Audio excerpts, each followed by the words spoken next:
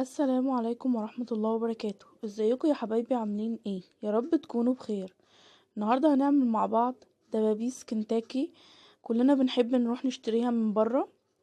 بنحب ناكلها في الخروجات.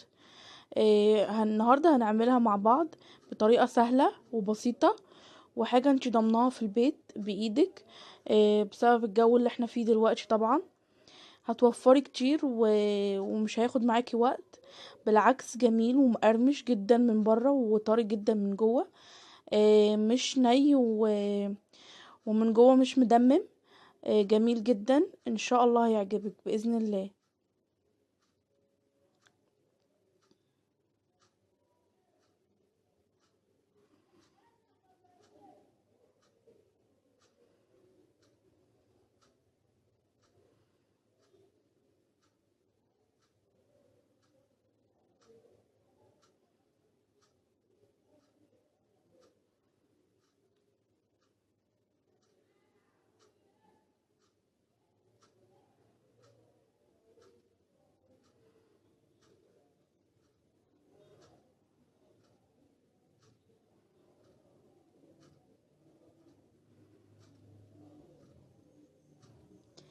هنبدأ بالمقادير. اول حاجة هنا معانا دبابيس فراخ. انا ده نص كيلو. آه، لما جبته كان فيه بقية الصفحة، اللي هو يعني زي بقية الورك اسمه الصفحة.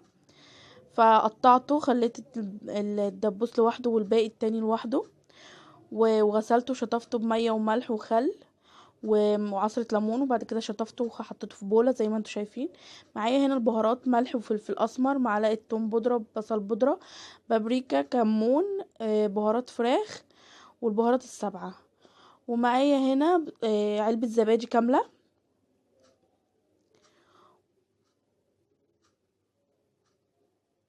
ومعايا ربع كوباية لبن.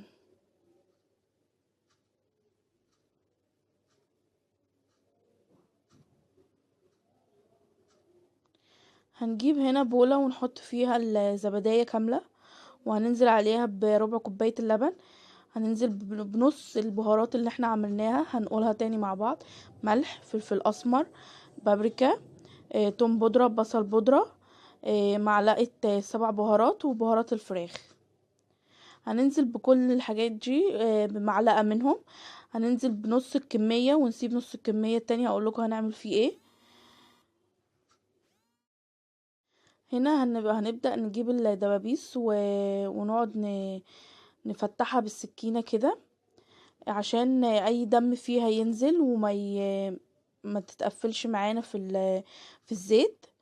وهنبدأ نقلب كده، ولما نيجي نضرب يعني نحط فيها الخليط، تت- تتشرب من الخليط يعني بطريقة احلى.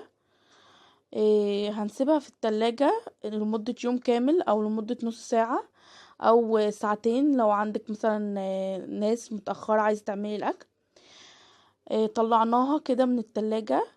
هنا معايا 3 كوبايات من الدقيق، وعليهم كمية الخليط اللي احنا كنا عاملينها البهارات.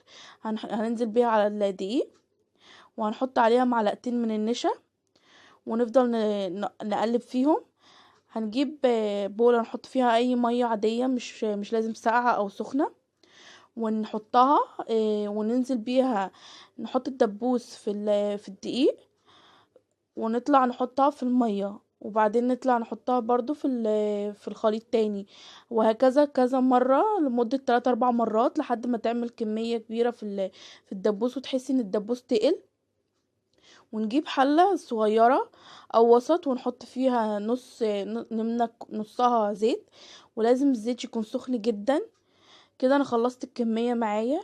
هننزل على الزيت بيها، واول 3 دقايق نكون معلنين النار على الزيت، وبعديها نوطي النار عشان تبدأ تستوي من جوه، ما تطلعش مدممة ولسه نية من جوه زي ما انتوا شايفين كده.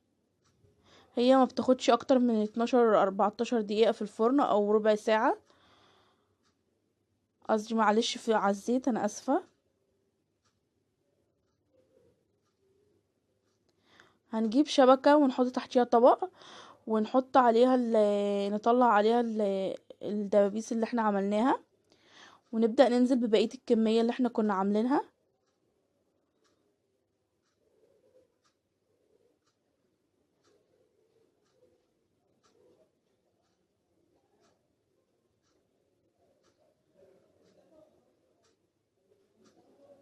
زي ما انتوا شايفين كده، هو ده اللون اللي احنا عايزينه. و...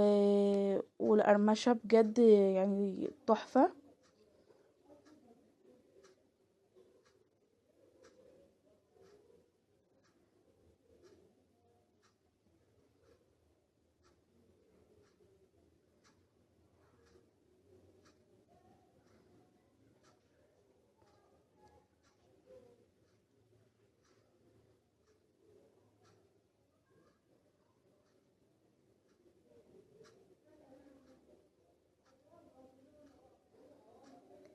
احنا كده خلصنا الكمية كلها.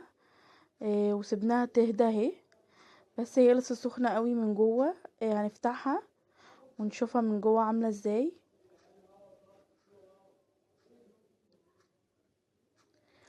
زي ما انتوا شايفين الطبقة بتاعت الدبوس كبيرة ومقرمشة جدا. يعني انا كان نفسي اعمل لكم الصوت، بس كانت في حواليا دوشة. معلش. جميلة قوي، مقرمشة من بره وطرية جدا من جوه، ومستوية ومش مدممة. عملتها بطريقة سهلة، حاجات موجودة عندنا في البيت. ما بتاخدش معايا وقت. بقول لكم قصدي معلش ربع ساعة. ما كترتش معايا وخلصت. زي ما انتوا شايفين اهي، طرية جدا من جوه.